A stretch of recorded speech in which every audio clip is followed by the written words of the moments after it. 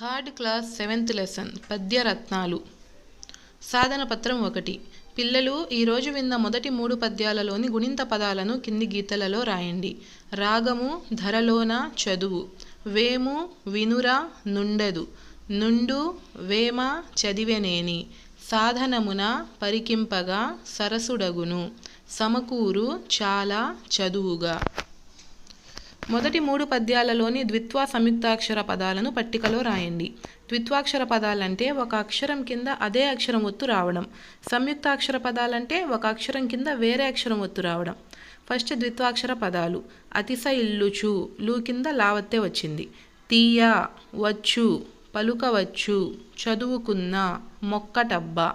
ఇప్పుడు సంయుక్తాక్షర పదాలు. విశ్వ, శా కింద వావత్తు వచ్చింది. కావ్యములను, శబ్దచయము, కష్టంబుగా, సౌఖ్యంబు, మర్మము.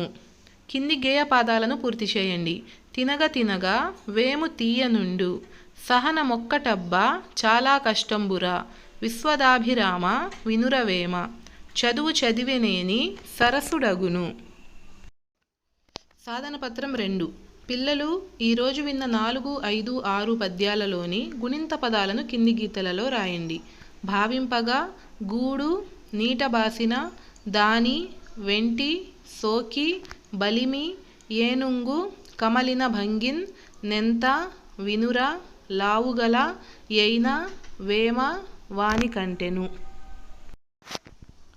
4, 5, 6 పద్యాలలోని ద్విత్వ సంయుక్తాక్షర పదాలను పట్టికలో రాయండి. ద్విత్వాక్షర పదాలు. పెద్దలు, బెట్టి, కట్టర, దప్పిన, గడ్డి, మొక్క. సంయుక్తాక్షర పదాలు. కమలాప్తుని, ఐకమత్యము, ఆవశ్యకం, రశ్మి, మిత్రులే, తథ్యము. కింది గేయ పాదాలను పూర్తి చేయండి. మావటి వాడెక్కినట్లు మహిళో సుమతి, కమలాప్తుని రశ్మి సోకి కమలిన భంగిన్, తమ మిత్రులే శత్రులౌట తథ్యము సుమతి, మొద్దువలెం జూతురతని ముద్దు కుమార. నెక్స్ట్ సాధన పత్రం 3. పిల్లలు ఈరోజు విన్న 7, 8, 9 పద్యాలలోని గుణింత పదాలను కింది గీతలలో రాయండి. కలిమి, వితరణి, చావు లేదు, లోభి, వేలుగాద, సానుభూతి, విలసితముగా, కులనిధి, తెలుగుబాల, పేద, ఎంబోధి, చేయి, మేలు, దేశసేవ, వారెపో. పాఠంలోని 7, 8, 9 పద్యాల్లోని ద్విత్వ సంయుక్తాక్షర పదాలను రాయండి. ద్విత్వాక్షర పదాలు. కన్న, గువ్వ, చెన్న, తేలునప్పుడు, ఇచ్చకము, అన్న తమ్ముడు. సంయుక్తాక్షర పదాలు. దేవతార్చన, స్వార్థ, స్వరము, కష్టదినము, అప్తపరులే, చెలిమి కాండ్రు. కింది పద్య పాదాలను చదివి వాటి తరువాత వచ్చే పాదాలను రాయండి. కలిమిగల లోభి కన్నను, విలసితముగా, పేద, మేలు, వితరణి అయినన్, సానుభూతి కంటే స్వర్గంబు లేదురా, లలిత సుగుణజాల తెలుగుబాల, సంపద తేలు నప్పుడిచ్చకములాడి, అన్న తమ్ముడు యను వారలాప్తవరులే. సాధన పత్రం 4. పాఠం ఆధారంగా కింది పద్యపాదాలను వరుస క్రమంలో రాయండి. ఇక్కడ పద్యపాదాలు అటు ఇటు తిప్పి సరియైన క్రమంలో ఇవ్వలేదు, వాటిని మనం సరియైన క్రమంలో రాయాలి. దేశసేవ కంటే దేవతార్చన లేదు, స్వార్థపరత కంటే చావు లేదు, సానుభూతి కంటే స్వర్గంబు లేదురా, లలిత సుగుణజాల తెలుగుబాల. పాఠం ఆధారంగా కింది పద్యపాదాలను సరిచేసి రాయండి. ఫస్ట్ది సమకూరు సాధనమున ధరలోన పనులు. దీన్ని తారుమారై ఉంది, దీన్ని సరిచేసి రాస్తే సాధనమున పనులు సమకూరు ధరలోన.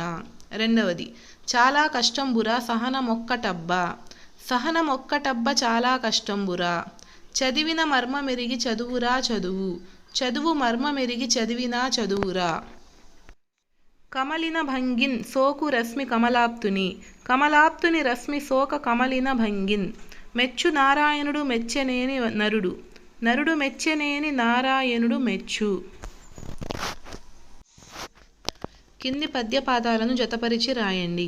బహుళ కావ్యములను పరికింపగా వచ్చు, భావింపగా నీతిపరుడు బలవంతుండవు, విలసితముగా పేద, మేలు వితరణి అయినన్, దీనులందు దేవదేవుడుండు. సాధన పత్రం 5. కింది భావాలను చదివి వాటికి సరిపోయే పద్యపాదాలను గుర్తించి రాయండి. దేశ సేవను మించిన దైవ పూజ లేదు. దీనికి సంబంధించిన పద్యపాదం వచ్చేసి దేశ సేవ కంటే దేవతార్చన లేదు. నెక్స్ట్, అనేక పదాలను పలుకవచ్చు. దీని పద్యపాదం బహుళ శబ్దచయము పలుకవచ్చు.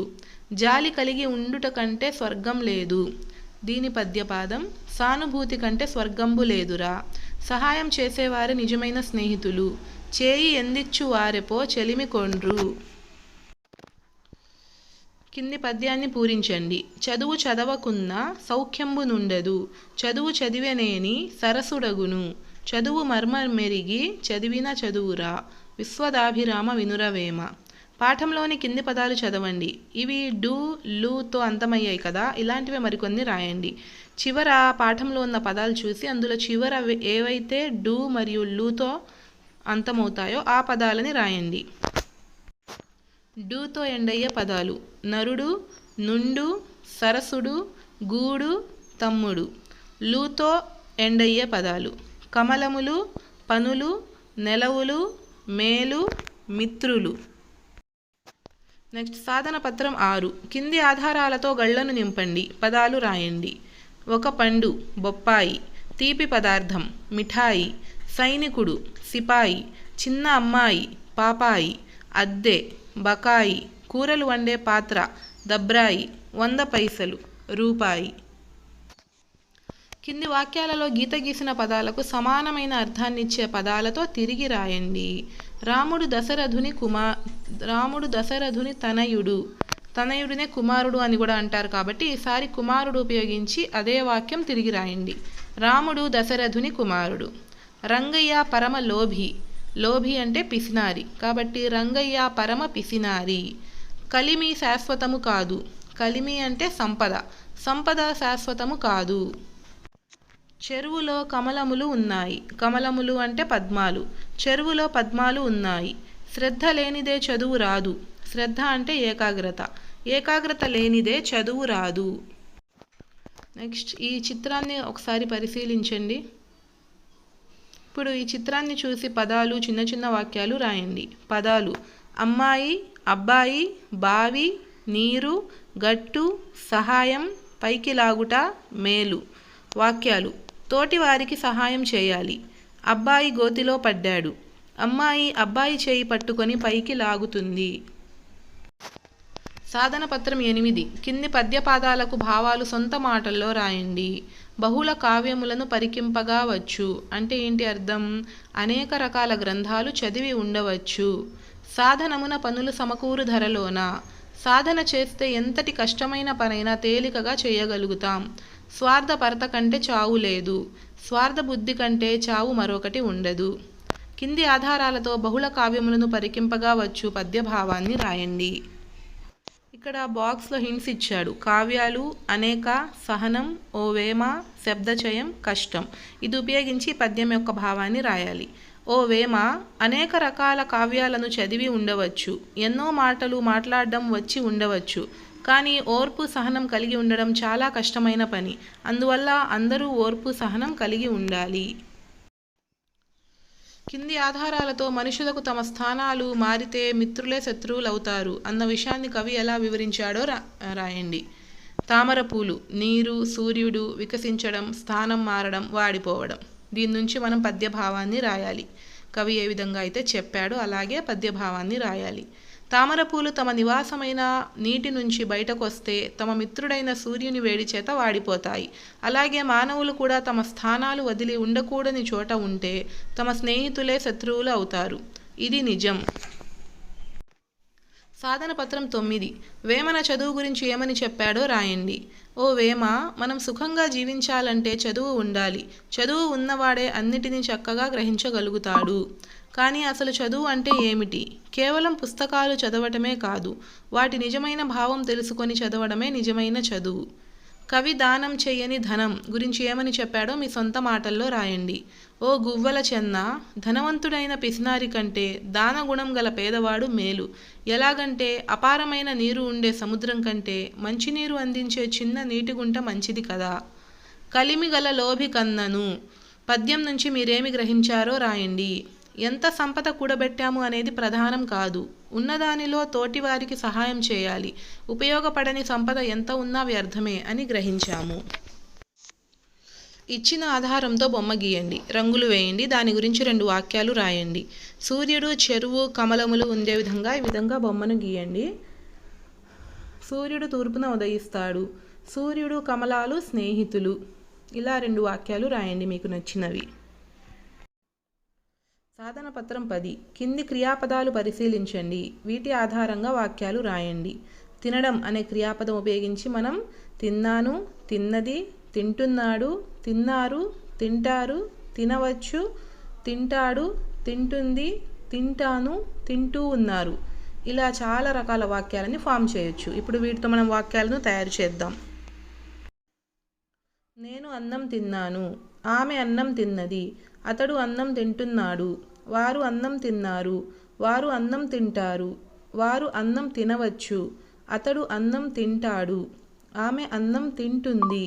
నేను అన్నం తింటాను. వారు అన్నం తింటూ ఉన్నారు. ఇలా మనం వాక్యాలని తయారు చేయవచ్చు. నెక్స్ట్ సాధన పత్రం 11. కింది క్రియాపదాలకు వివిధ రూపాలలో క్రియలు రాయండి. చూడడం అనే క్రియాపదం ద్వారా క్రియలు ఏమేమి రాయొచ్చు మనం? చూశాను, చూసింది, చూస్తున్నాడు, చూశారు, చూస్తారు, చూడవచ్చు, చూస్తాడు, చూస్తుంది.